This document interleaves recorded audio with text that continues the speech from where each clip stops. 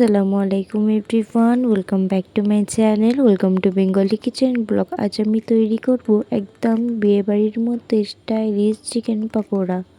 বিয়েবাড়ির মতো চিকেন পাকোড়া, এই পাকোড়াটা দেখতে যতটা লোভনীয় হয়, খেতে আপনারা সকলেই জানে কতটা মজার হয়। চলো ভিডিওটা স্কিপ না করে প্রথম থেকে লাস্ট অবধি দেখতে থাকি। এই পাকোড়াটা বানানোর জন্য এখানে আমি 300 গ্রামের মতো চিকেন নিয়ে নিয়েছি। এখানে বয়েলেড চিকেন আমি ভালো করে কুচিয়ে নিয়েছি, ঠিক এরকম সাইজ করে নিতে হবে। এটা আমি ম্যারিনেট করবো, যার জন্য আমি দিয়ে দিচ্ছি 1 চামচ আদা রসুনের পেস্ট, 1 চামচ গোলমরিচের গুঁড়ো, হাফ চামচের মতো হলুদের গুঁড়ো এবং 1 চামচের মতো কাশ্মীরি লঙ্কার গুঁড়ো, এবং দিয়ে দেবো হাফ চামচের মতো গরম মশলা, হাফ চামচ জিরে গুঁড়ো এবং স্বাদ মতো লবণ। ভালো করে এটা আমি ম্যারিনেট করে নেব।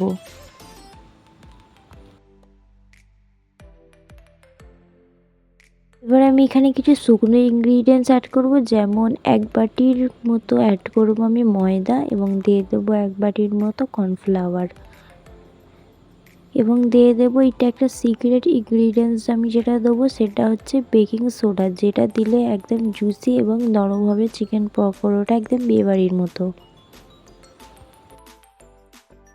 এখানে আপনারা ডিমও অ্যাড করতে পারেন, যেটা আমি অ্যাড করিনি। ঠিক এরকম হয়ে গেলে এটা আমি 1 ঘন্টার জন্য রেস্টে রেখে দেব। এখানে কড়াইতে আমি একটা প্যান বসিয়েছি, যার মধ্যে আমি দিয়ে দিচ্ছি রিফাইন্ড অয়েল। এটা হালকা গরম হয়ে আসলে আমি এখানে চিকেন পকোড়াগুলো ফ্রাই করে নেব। এখানে আমি গ্যাসটা মিডিয়াম টু লোয়ে রেখেছি, একদম হালকা করে এই চিকেন পকোড়া একদম ক্রিস্পি করে ফ্রাই করে নেব। যার জন্য আমি একটা করে চিকেন পকোড়া এখানে আমি তেলেতে ছেড়ে দিচ্ছি।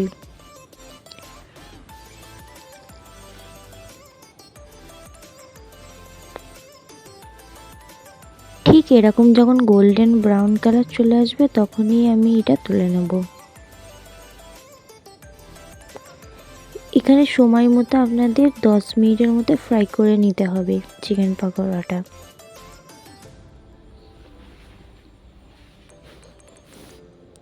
এবার এইগুলো আমি তুলে নেব। বাদবাকি যে চিকেন পকোড়াগুলো ছিল সেগুলো আমি এখানে ফ্রাই করে নিচ্ছি। ঠিক একই প্রসেসে আপনাদের ফ্রাই করে নিতে হবে। ব্যাস, সবগুলো চিকেন পকোড়া আমার রেডি হয়ে গেছে। তো দেখতেই পাচ্ছেন, মাত্র 15 মিনিট সময় থাকলে এই চিকেন পকোড়াটা আপনারা সন্ধ্যে নাস্তায় চায়ের সাথে সার্ভ করতে পারেন।